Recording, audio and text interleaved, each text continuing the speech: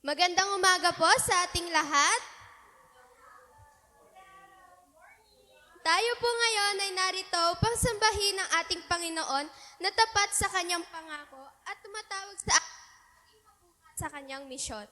Sabi ng awit chapter 96 verse 3, ihayag ninyo sa mga bansa ang kanyang kaluwalhatian. Tayo pong lahat ay tumayo at patuloy na purihin siya. Tayo po ay manalangin. Panginoon, maraming salamat po sa panibagong araw na ibinigay niyo sa amin upang kami ay magpuri at manampalataya sa iyo. Panginoon, pinapanalangin ko po na buksan niyo ang aming puso upang sumamba, makinig at tumugon sa inyong tawag na maging mabunga sa iyong misyon. Ito po ay aming dinadalangin sa pangalan ni Jesus. Amen. Pwede po bang i-welcome natin ang bawat isa na naririto? At kung may mga bisita po tayo, welcome na welcome po kayo.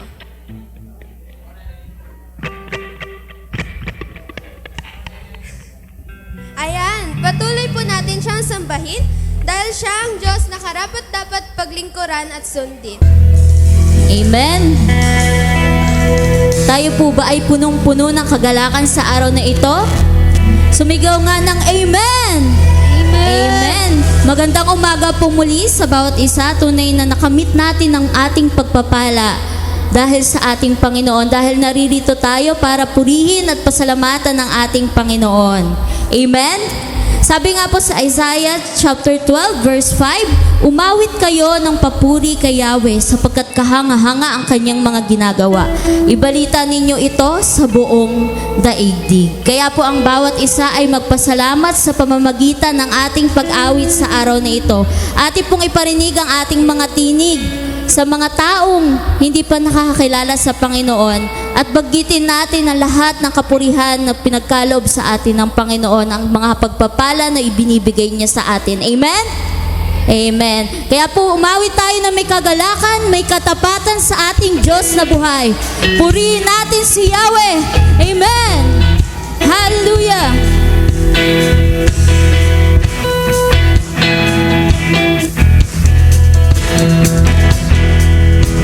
Umaawit, nagpupuri, nagdiriwang ang lahat. Papuri kay Yahweh, Yahweh, Yahweh. Lumalapit sa presensya mo, nagpupugay ang lahat. Papuri kay Yahweh, Yahweh, Yahweh. Sa lahat ng oras, sa lahat ng oras, sa bawat araw, pinupuri at sinasamba. Ikaw lamang, O Diyos, ikaw ang tunay na Diyos, hari ng mga hari.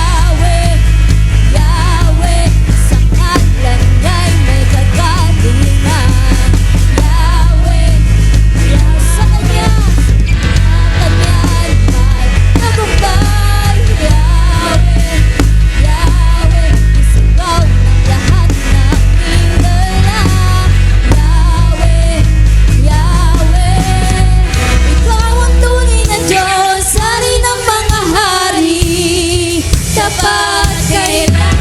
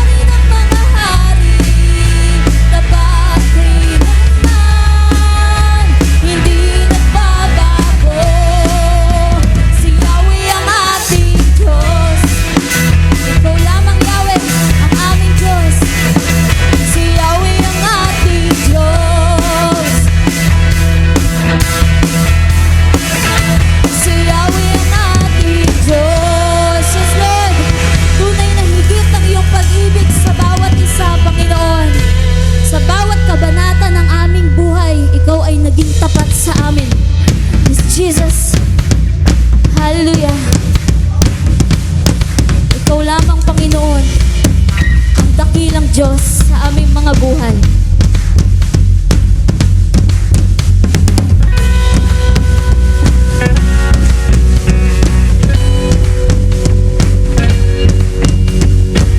Marami nang nagbago,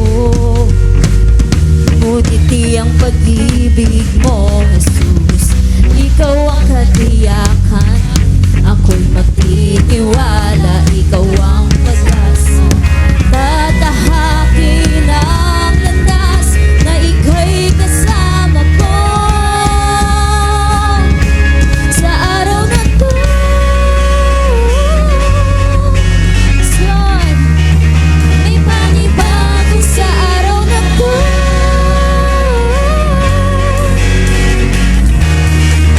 May bagong kabanata, may lakas na harapin ang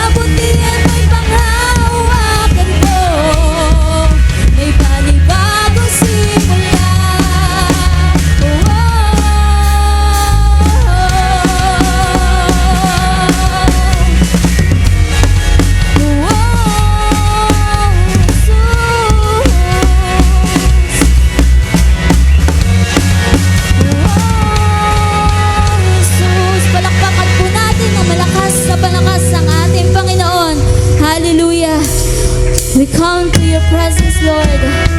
Yes, Jesus, patuloy ka naming aawitan, papapurihan, sasambahin ang iyong galan, O God. Aming ihahayag ang iyong kadakilaan sa bawat isa, Panginoon. Hallelujah. Let's feel the presence of the Lord. We will welcome your presence, Lord. Hallelujah. Yes, Jesus. Si Yahweh ang ating Diyos, may gawa ng lahat ng mabuti. Ang lahat ng nilikha mo'y sumasamba sa iyo. Ang aming bayan, pinupuri ka, itinataas, dinadakila. Ang aming puso ay isang umaawit sa iyo. Mapalad ang bayan na iyong ibinukod. Mapalad ang bansang sa'yo lamang sumusunod. Maghari ka't manan sa aming pagpupuri. Ikaw lang, O Diyos.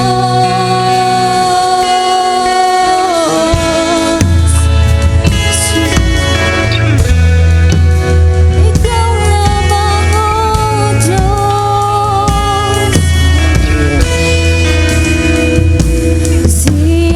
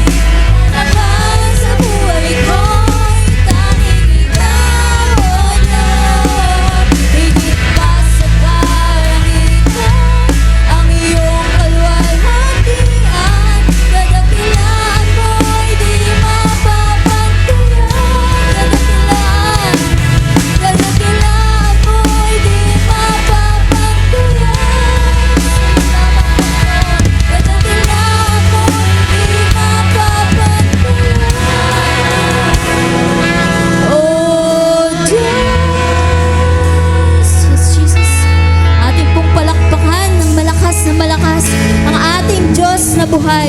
Sa iyo lamang ang lahat ng kapurihan, ng kapasalamatan sa tangi mong pangalan. In Jesus' name, Amen. Praise God! Para po sa ating scripture reading, tinatawagan ko po si Ate Luis Malang para sa pagbasa sa salita ng Diyos. Tayo po ay muling tumayo bilang paggalang sa pagbasa ng Biblia. Buksan po natin ang ating Biblia sa John 15, verse 16. John 15, verse 16 and Matthew 28, 19 to 20. So John 15, verse 16. It says here, "You did not choose me, but I chose you and appointed you, so that you might go and bear fruit, fruit that will last, and so that whatever you ask in my name and the Father will give you. This is my command, love each other." Matthew 28, verse 19 to 20.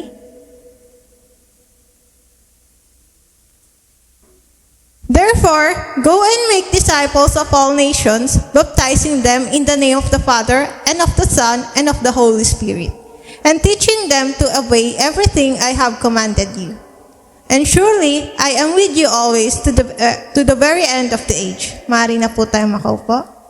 Bago po makalimutan ay gusto ko lang i-welcome itong aking mga nasa listahan. Pinalista ko sa kanila yung kanilang mga pangalan kasi pag akit ko rito, tiyak na limot ko na yung kanilang mga pangalan. Yan. So gusto ko lang i-welcome ating mga kasama ngayon for the first time, or si Joanna Tingson, yan. Si Alena at si Mianel, Chanel. Labo nung mata ko. Chanel, no? Saka si Raven at si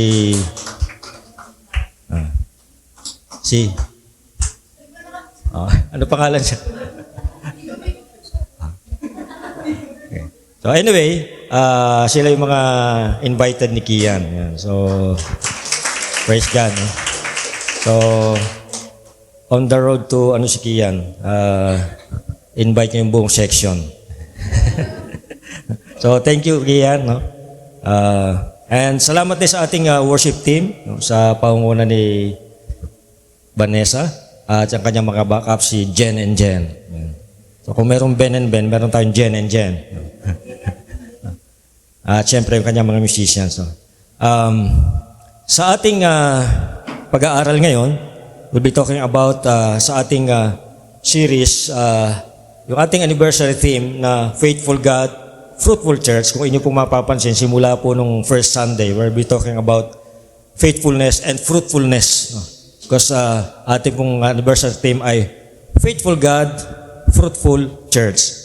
So on our fourth Sunday, we'll be talking about fruitful and fruitful in mission. And ang tema po natin ngayon ay Go and Bear Fruit. Humayo at mamunga. No? Mula po sa ating text na John 15:16 and Matthew 28:19 to 20. No? Tayo po ay sandaling manalangin. Dakilang Diyos, salamat po sa araw na ito na muli po kami tinipon. Salamat po sa kaloobang buhay sa bawat isa sa amin na kami po ay nagising ngayong umaga na may magandang kalusugan at naririto kami sa inyong harapan ngayon upang sambahin at itaas ka sa aming kalagitnaan. Pagpalain niyo po ang bawat isa na naririto ngayon, maging yung po mga hindi namin nakasama ngayon kung anong pong dahilan. Dalayin ko, Panginoon, na patuloy niyo po silang samahan at pagpalain, Panginoon. At maging sa lahat ng naririto, dalayin ko po na ang inyong banal na Espiritu ang siyang kumilos at mangusap sa bawat isa sa amin. Katagpuin niyo po kami sa aming mga sitwasyon, sa aming mga kalagayan, Panginoon. At nawa ang lahat ng kabigatan na aming dinadala ngayon ay magkaroon ng kapayapaan na nagmumula sa inyo, Panginoon. Magkaroon ng katugunan ang mga pangangailangan. Ang mga problema ay magkaroon ng kalutasan, karamdaman ay magkaroon ng kagalingan, at dalahin ko, Panginoon, ano man po yung mga bumabalisa sa amin sa mga oras na ito, dalahin ko, Panginoon, na ito po yung inyong dalhin, Panginoon. Isinusuko po namin sa inyo ang lahat ng aming mga kabigatan sa mga oras na ito. At dalayan ko, Panginoon, na tulungan niyo po kami na ang lahat ng ito ay aming malagpasan at mapagtagumpayan. Kinukomit din po namin sa inyo ang aming buong pananambahan sa araw na ito. Pagpalain niyo po ang gawain na ito. Itong mandalangin sa pangalan ni Jesus. Amen.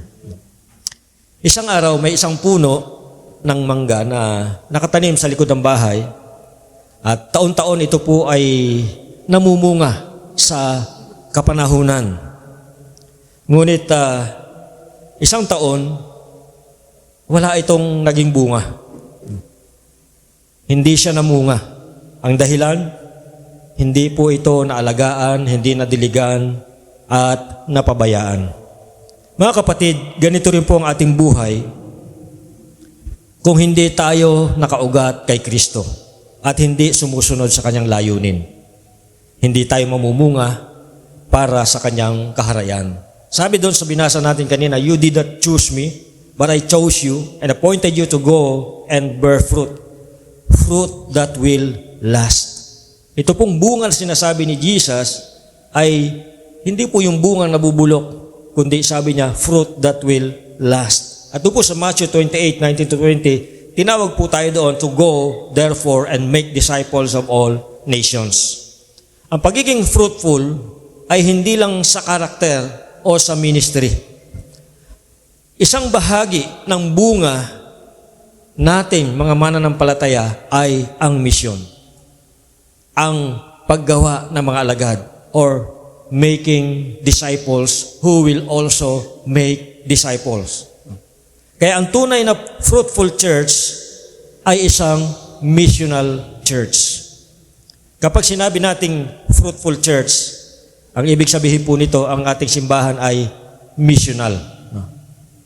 Kaya nga po tayo Christian and Missionary Alliance Church. Dapat ay nakaugat, nananalaytay sa ating mga ugat ang misyon. Kumbaga sa pangalan, ang full name po ng ating church ay Christian and Missionary Alliance Church. Ang middle name po natin ay missionary. Ang first name natin, Christian. At ang ating family name ay Alliance Church. So, Christian, middle name, missionary, last name, Alliance Church. So, dapat po, bilang isang simbahan, kung sinasabi nating mabunga, dapat ay missional ang ating simbahan. Ito po yung tingnan natin. Sabi diyan, God calls every believer. Hindi po sinabi rin, God calls every pastor, God calls every elders and deacons, God calls the church ministry team. Ang sinasabi po riyan ay every believer. Sino po yun? Sino po yung every believer? Pag sinabing every,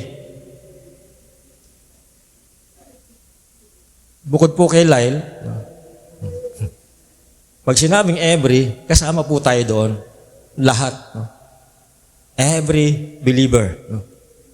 God calls every believer to go and bear lasting fruit by fulfilling the Great Commission, making disciples who follow Jesus. So 3 punto po yung titingnan natin mula po sa mga talatang binasa natin kanina. Una po, we are chosen for a purpose. John 15:16, sabi doon, you did not choose me, but I chose you and appointed you. Hindi po tayo ang pumili sa Panginoong Jesus. Dahil hindi po mangyayari yun. Ang ating pong natural inclination ay piliin ang kasalanan. Ang ating pong natural tendency, because of our human nature na makasalanan, ay piliin ang kasalanan sa halip na piliin si Jesus. Di ba? Kaya hindi po natin masasabing tayo ang pumili sa Panginoon dahil hindi po mangyayari yon. Si Jesus, siya mismo ang pumili sa atin. Sabi niya, I chose you and appointed you. So hindi po aksidente na tayo naging Kristiyano. At the same time, yung mga classmates ni Kian, mga friends ni Kian na nandito, ay hindi aksidente na nandito kayo ngayon.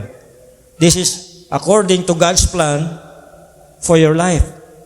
Ayon sa magandang plano ng Diyos sa iyong buhay. At tayo po lahat na naririto, hindi po aksidente na tayo naging Kristiyano, hindi po tayo aksidente na nandito ngayon, because this is part of God's great plan, wonderful plan in our lives. Hindi rin po ito basta decision lang.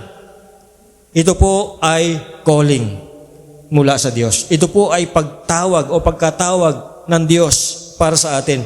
Maraming Kristiyano, masaya na yung saved na sila, ligtas na sila. Okay na sa kanila yun na ligtas na sila. Pero nakakalimutan nila na tinawag din sila upang magdala ng kaligtasan sa iba. Tandaan po natin mga kapatid, may calling tayo. Lahat po tayo may calling. Tinawag tayo ng Diyos na magdala ng kaligtasan sa iba. Ang Diyos ay hindi lamang naghahanap ng mga tagasunod, naghahanap siya ng mga tagapagpahayag. When Jesus said, "You did not choose me, but I chose you," He was reminding the disciples and us that our calling did not start with our decision to follow Him. It began with His initiative, His grace, and His divine purpose. Hindi tayo pinili dahil tayo magaling. Hindi tayo pinili dahil mga scholar tayo, matatalino tayo. Hindi tayo pinili dahil mabait tayo. Pinili tayo dahil may layunin siya para sa atin. Ang pagpili ng Diyos ay laging may misyon. Kapag pinili ka ng Diyos, hindi ka pipiliin para umupo lang o maging taga-observe lang. Pinili ka niya para maging bahagi ng kanyang plano ng pagliligtas ng buong mundo. So we are part of God's plan. God's salvation plan. Part po tayo ng bahagi tayo ng pagliligtas ng mundo. God did not choose people randomly. He chooses with intention. Ang pagpili po ng Diyos ay intentional. Hindi po siya random lang napipili ng kahit sino lang. Intentional po ang pagpili niya sa atin. Sinadya po. This is according to His divine plan in our lives. Kaya nga sabi ko kanina, hindi tayo aksidente na tayo nakakilala sa Panginoon. Hindi isang aksidente na tayo nakakilala sa Panginoon because this is in line with His divine plan in our lives. His intention is always connected to bearing fruit and reaching others. God's choice of you gives your life meaning, direction, and mission. You are not just saved from something, you are saved for something. Tulad ng isang messenger, nung unang panahon na hindi pa uso yung mga riders, yung mga lalamove na yan, yung mga Grab, no? Mga messenger ang makikita nyo sa labas. Mga messenger na nagdadala ng mga documents, mga importanteng messages ang dala-dala nila. No? So, nagtitiis sila sa initan ng araw, naglalakad sila, sumasakay sila, nagpupunta sila sa iba't ibang lugar upang ihatid ang mahalagang mensahe na pinadadala ng kanilang kumpanya. No. Katulad ng isang messenger na may dalang mahalagang balita, kung hindi niya ito iparating, walang silbi ang kanyang pagiging messenger. Ganyan din po tayo. Pinili tayo ni Jesus para magdala ng mabuting balita. Alam niyo, napakaganda yung balitang dala-dala natin, pero kung hindi natin ito ipapamalita, mawawalan ito ng silbi. We are messengers. At kung isang messenger ay hindi maghahatid ng balita, nawawalan ng silbi yung kanyang pagiging messenger. Kung minsan siguro iniisip natin, ano kaya ang purpose ko? Bakit ako naririto? Ano kaya ang purpose ng buhay ko? Yun yung napaka-importanteng malaman natin. Dahil hindi po natin nalalaman o nadidiscover ang purpose ng buhay natin, parang walang sense ang ating buhay. So minsan siguro natatanong natin, ano kaya ang purpose ko? The answer is already in the scriptures. Nasa Biblia na po ang sagot. Ano ba ang purpose natin? Una, you are chosen to make an impact for Christ. Pinili ka. Pangalawa, you are chosen to bear lasting fruit. And you are chosen to help others know Him. Yan po ang layunin ng ating buhay. Intentionally, pinili po tayo ng Panginoon para sa mga bagay na yan. So kung nagtatanong pa rin po kayo kung ano ang layunin ng buhay nyo, sinasagot na po ng banal na kasulatan. We are chosen to make an impact for Christ, to bear lasting fruit, and to help others know Him. Point number 2, we are commanded to go. Itong verse na ito, siguro memorize na nating lahat. This year, siguro mga 100 times natin itong narinig o hindi lang. This year alone, 2025, napakadalas nating marinig itong verse na ito. Go, therefore, and make disciples of all nations. Ang salitang go ay hindi optional. Hindi po ito isang option, ito po ay utos. Command. Ang simbahan ay hindi dapat manatiling komportable sa loob ng 4 na sulok ng simbahan. We are called to go, not to stay. No? Sabi diyan, go. Hindi naman sinabi diyan na stay. Stay therefore and have fellowship. Hindi po ganyan na sinasabi sa talatang ito. Malinaw po, ang utos ay to go. Ito po hindi optional. Tinatawag tayo ni Jesus na lumabas at magdala ng mabuting balita. Maraming Kristiyano masayang nagkakantahan, kagaya ng ginagawa natin kanina, di ba? Masaya pagka nagpe-praise and worship tayo. Habang nag-aawitan, nagtutugtugan, masaya tayo. Lalong-lalo na yung mga kabataan, no? Yan yung kanilang passion, tumugtog, kumanta, no? Masaya tayo habang ginagawa natin ito. Masaya tayo habang nagpipray. Masaya tayo habang dumadalo sa church. Pero nakakalimutan natin yung pinakamahalagang utos ni Jesus, ang Great Commission. Ang utos na ito ay para sa lahat, hindi lang sa mga pastor o missionary. When Jesus said, go therefore and make disciples, He removed any room for passivity or spectatorship in the Christian life. The Great Commission is not a suggestion. It's not a proposal, and not only for full-time workers. It is a command for everyone who follows Jesus. Kung sinasabi mong tagasunod ka ni Kristo, ang utos na ito ay para sa iyo. Kung sinasabi mo na ikaw ay Kristiyano, ang utos na ito ay para sa iyo. Kung sinasabi mong mahal mo ang Panginoon, ang utos na ito ay para sa iyo. Ang salitang go ay hindi kung kailan lang natin gusto. Hindi kung kailan lang tayo convenient. Hindi kung kailan lang tayo sinabihan. Ang salitang go ay hindi rin para sa mga pastor lang. Hindi lang para sa mga missionary. Ito ay malinaw na utos sa bawat mananampalataya. Kung si Jesus mismo na ang Panginoon na ating buhay ang nag-utos, dapat itong sundin. At ang pangunahing utos niya ay umalis sa comfort zone at abutin ang tao para sa Kanya.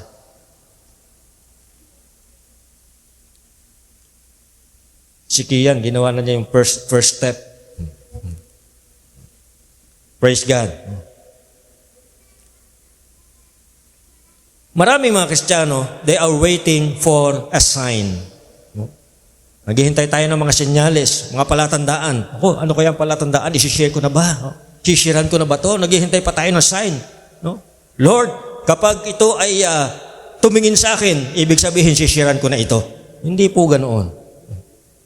Ang Holy Spirit malinaw na nagsasabi sa atin kung kailan ka dapat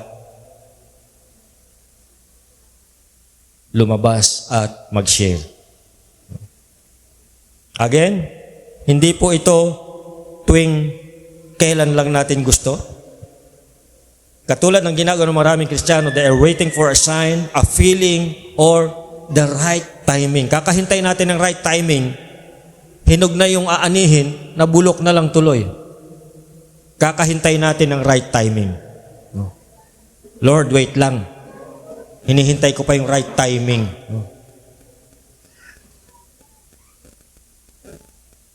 Kakahintay natin, nabulok na yung aanihin. Jesus has already given the command. And the time to go is not tomorrow, not next month, not next week. The time to go is now. Tingnan po natin ito. Sabi diyan, you cannot obey Jesus fully if you ignore His command to go. A church that does not go eventually dies.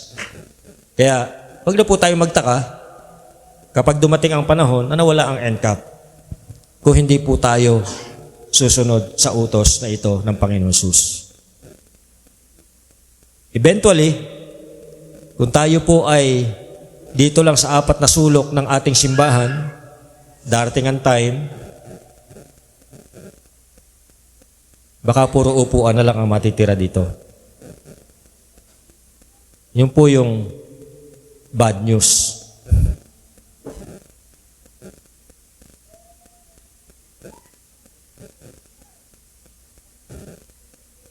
Ito po ang tingnan natin, ito pag-isipan natin.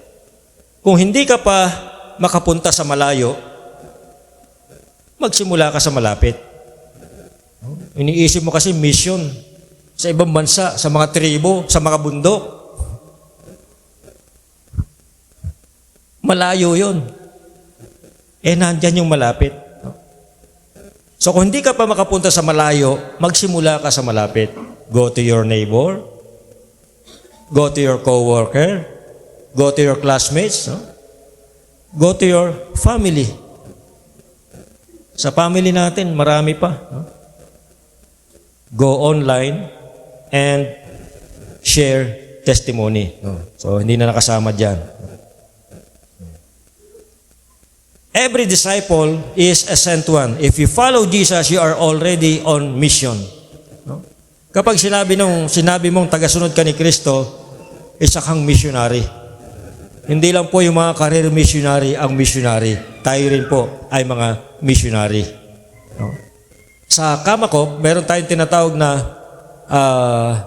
international missionary at local missionary. No? Yung international missionary, sila po yung mga career missionaries, mga full-time missionaries po ito na nagpupunta sa iba't ibang bansa para mag-mission. Meron po tayong mga local missionaries, katulad po na nag-mission sa mga tribo, sa mga bundok, sa mga eskwelahan. No?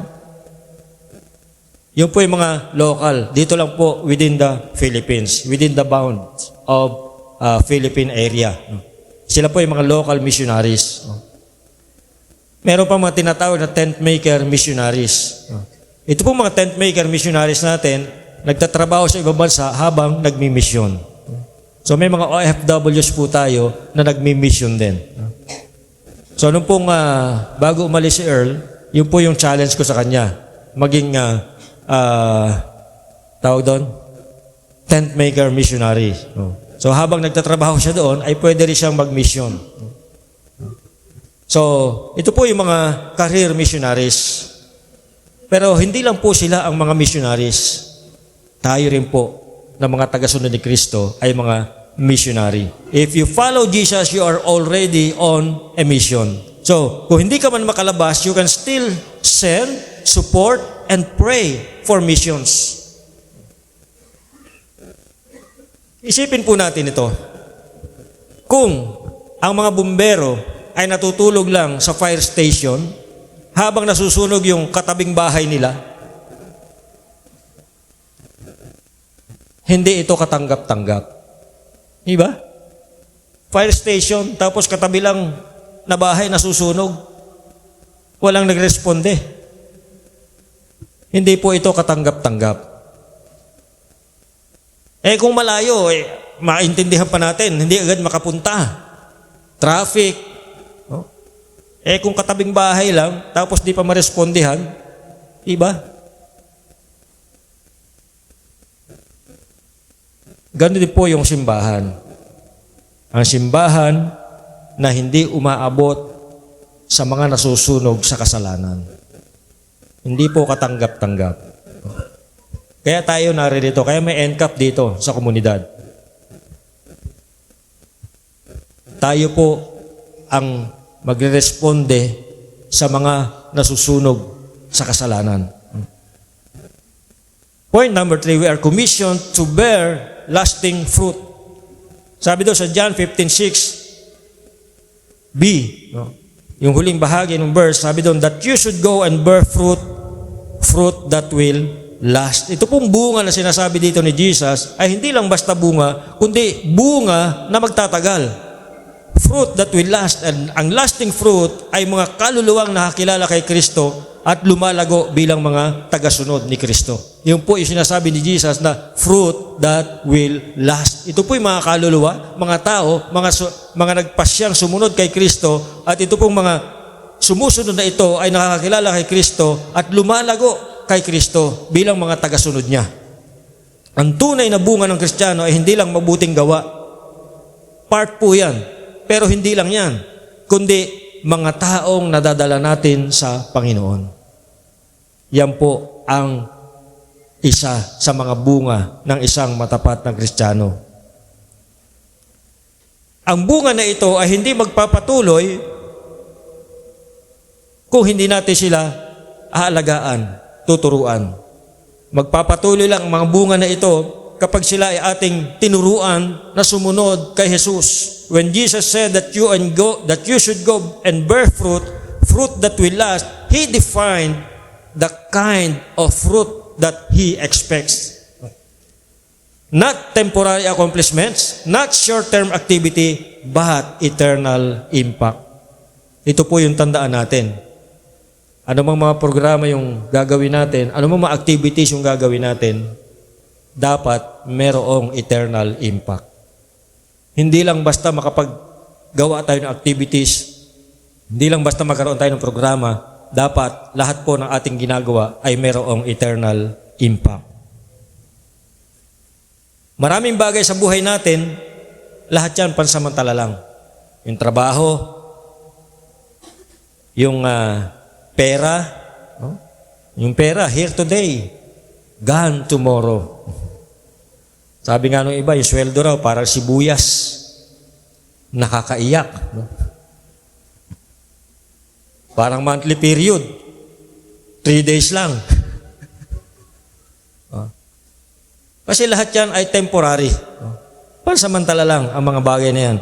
Trabaho, pera, posisyon, success, lahat po yan temporary.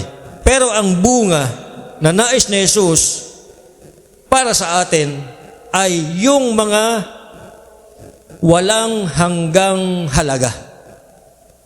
Yung mayroong eternal value. Mga buhay na nakakilala sa Kanya at patuloy na sumusunod sa Kanya. So hindi po sapat na mag-evangelize lang tayo. Nais ni Jesus na i-evangelize natin, maging disciple, maging tagasunod. Hindi lang magdesisyon na manampalataya. Lasting fruit is not measured by how many people we impress, but by how many people we influence toward Christ. It is not about busyness in ministry, but about changed lives. Mga buhay na binago ng Panginoon. The only fruit that lasts is the fruit that leads people to Jesus and helps them grow in Him. Discipleship makes your fruit last beyond your lifetime. So, ito po, Tingnan natin to. Kung may nashiran ka, alagaan mo. Kung may naakay ka, gabayan mo.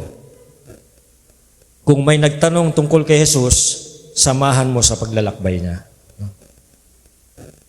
Ang bunga ay nagtatagal, o ang bunga na nagtatagal ay hindi nangyayari sa isang araw. Ito ay resulta ng patuloy na pag-aalaga, pagdidisciple at pagbuo ng relasyon para kay Kristo. Tingnan natin yung magsasaka, yung mga farmers, hindi lang sila nagtatanim, sila rin ay nag-aalaga para ito ay mamunga. Kasi kung di nila alagaan, halimbawa, yung palay, naranasan ko po na saka ng ilang panahon, kung hindi mo tatanggalan ng mga damo, ang aanihin mo, damo. Yung bunga ng damo. Kaya, ngayon, bibihira na ako makakita. Dati, pag tinignan mo yung bigas, mayroong mga kulay gray na maliliit na butil. Diba? Nakita nyo ba yon? Bunga ng damo yun.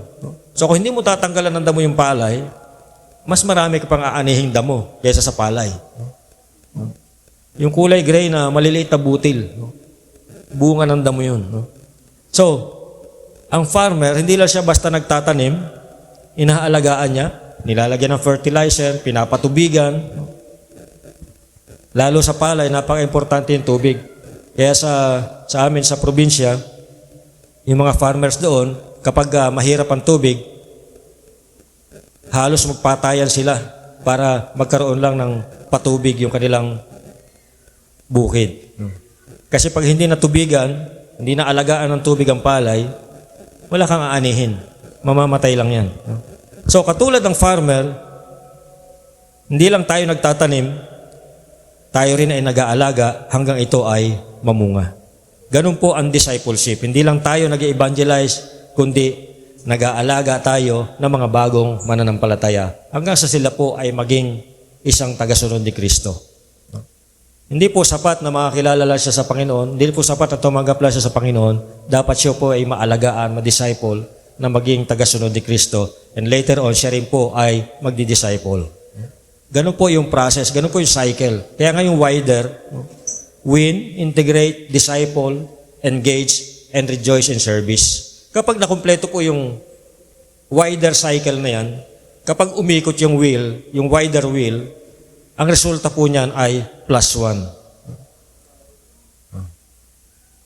So, ang isang faithful God ay naghahanap ng fruitful church. At ang bunga na kanyang hinahanap ay mga buhay na binago niya sa pamamagitan natin. So, tanungin po natin yung ating mga sarili ng ganito.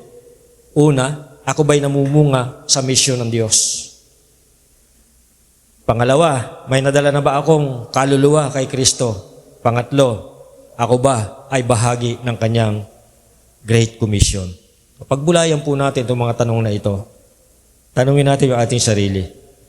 Let's respond to God's call to go and bear fruit that will last.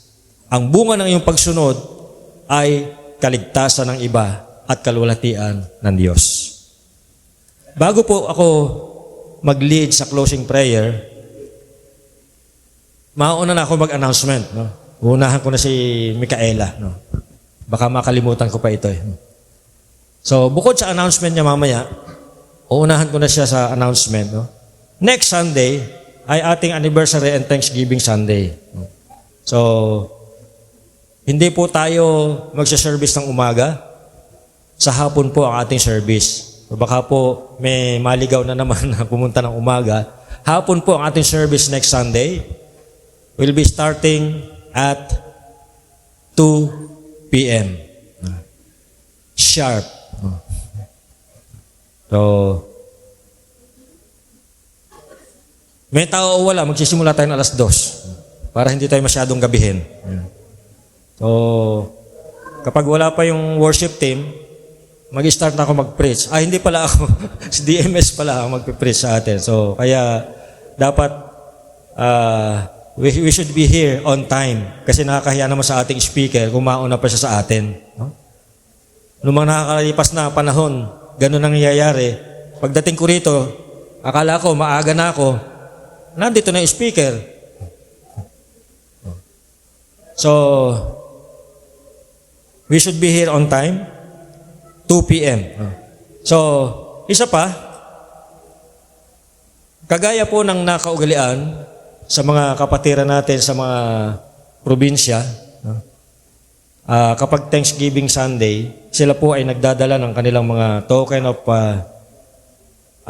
Thanksgiving para sa Panginoon. Halimbawa, katulad nitong mga ito. Yan.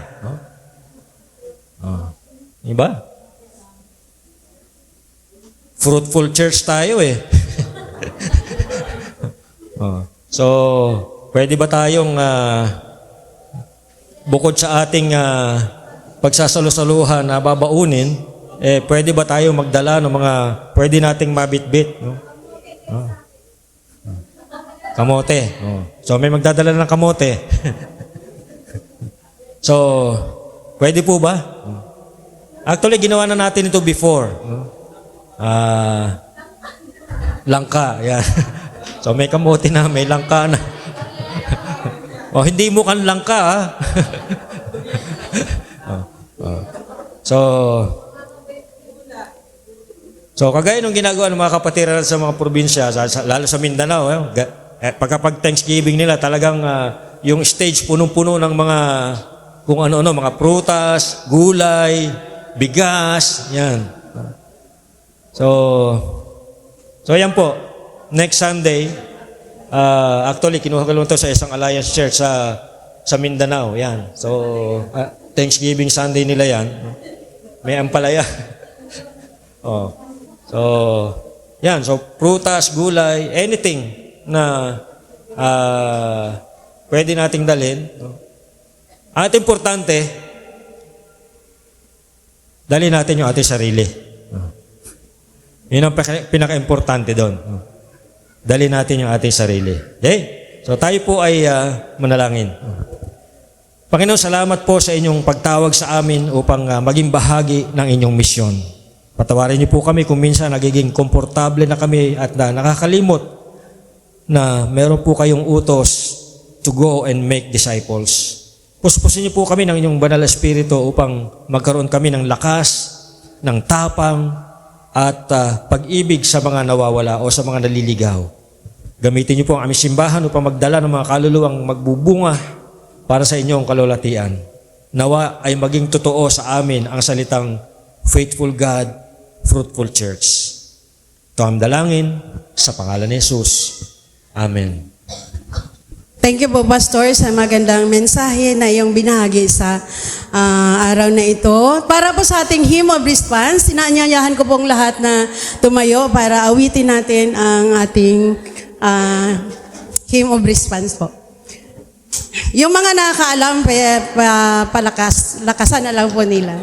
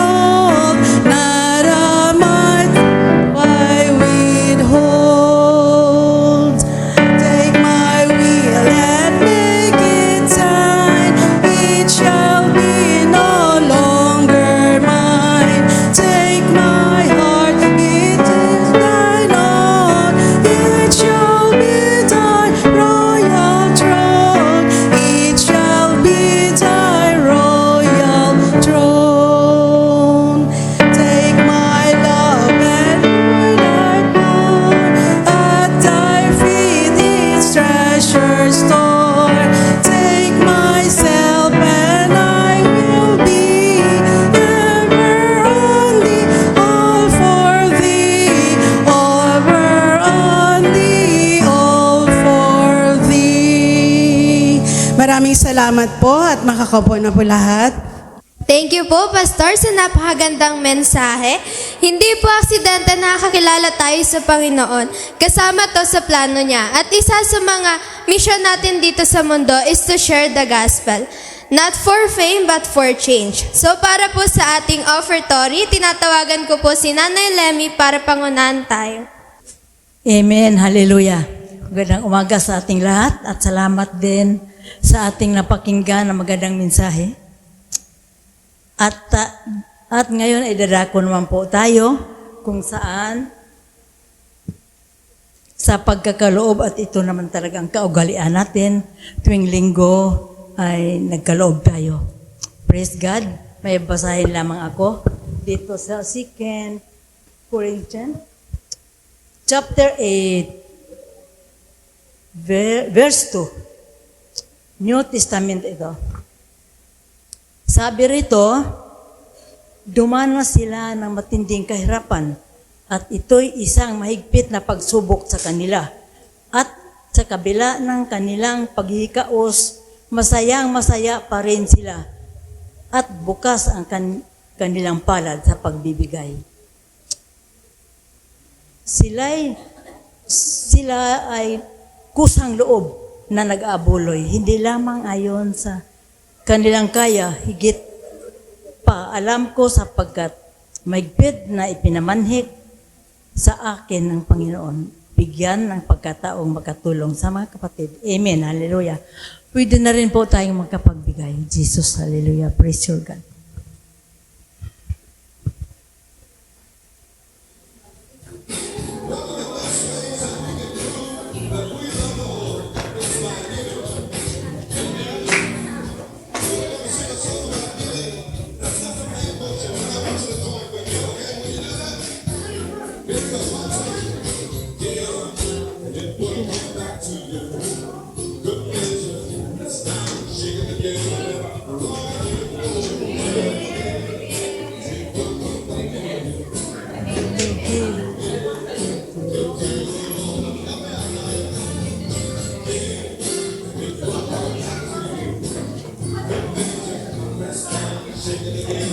Running over.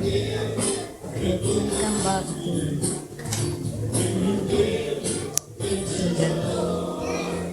Praise God at tayo ay manalangin sa mga kaloob na yan. Salamat, Lord. Thank you, Jesus. Hallelujah. Sa lahat ng mga kaloob na yan, Panginoon. Salamat sa mga bukas, ang mga palad, Panginoon, nagkaloob.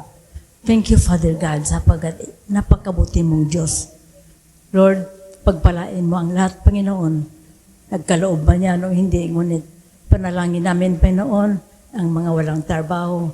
Lord, harinawa naman po, Lord. Bigyan at makahanap sila ng trabaho, angkop din sa kanila, Lord. Pagpalain mo ang lahat, Panginoon, na bukas ang mga palad na magkaloob, Lord. Pagpalain mo sila, Panginoon, anuman ang kanilang mga pagkakitaan, ay pagpalain mo at more blessing sa kanila, Panginoon. Pati na, Panginoon, yung mga missionary saan man sila naroon sa mundong ito, nandito man sa Pilipinas o sa ibang bansa. Hari naman, Panginoon, ay gabayan mo po sila, Panginoon, at kung sino man ang lalapitan nilang tao, hari na, O Diyos, ay kagaanan sila ng loob. At ito naman po, Panginoon, ang kanilang mga layunin ay mag-share ng salita mo, Panginoon.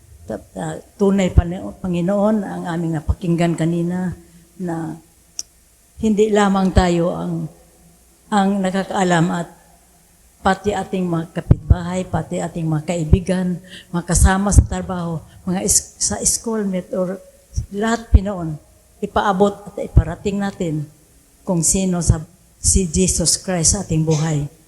Lord, salamat sa umagang ito, salamat sa mga pagpapala, salamat sa patuloy mong ginagamit, Pinoon, sa umagang ito. Binabalik ko sa iyo, Panginoon, pinakamataas na papuri, pagsamba sa pangalan mo lamang, Jesus Christ. We pray. Amen. Dadako na po tayo sa announcement and acknowledgement. Muli, binabati ko po ang bawat isa dito ng isang magandang araw. And welcome ko po ang bawat isa naririto sa bahay-sambahan. At ano yun? Maraming salamat po sa lahat ng tumayo dito sa harapan mula sa Praise and Worship, si Ate Vane, and sa backup si Ate Jen and Pastora Jen, and sa instruments, Jasper, Kuya Robbie, Kuya Jong, and Kuya Henrik. And offertory, Nanay Lemmy, and scripture reading, Ate Luis Malang. And for next Sunday po, sa MC, Call to Worship and Announcement, si Ate Mercy Lozada, offertory, Pastor Vlad, and scripture reading, Alexis Vasquez. And para po sa church activities, prayer meeting every Wednesday at 8 p.m., Youth Connect every Sunday after service sa pangunguna po ni Pastor Vlad and Ate Cathy. For Children Sunday School every Sunday at 3 p.m. And for sponsor, anong date ngayon? And for Dawn Watch every Saturday at 5:30 a.m. November Cleaners. Maraming salamat po sa naglinis kahapon, women's and men's. And for next Saturday and Kafam, lahat po tayo maglilinis. And happy birthday po sa lahat na magbe-birthday ngayong November. So November 17, si Ate Micaela Ebiota. November 27, Alexis Vasquez. And November 30, wedding anniversary ni Pastora Jenny and Kuya Bob. And ayun lamang po, tinatawag ko po si Pastor Rafi para pangunahan tayo sa closing prayer and benediction. Tayo po ay tumayo para sa ating closing prayer.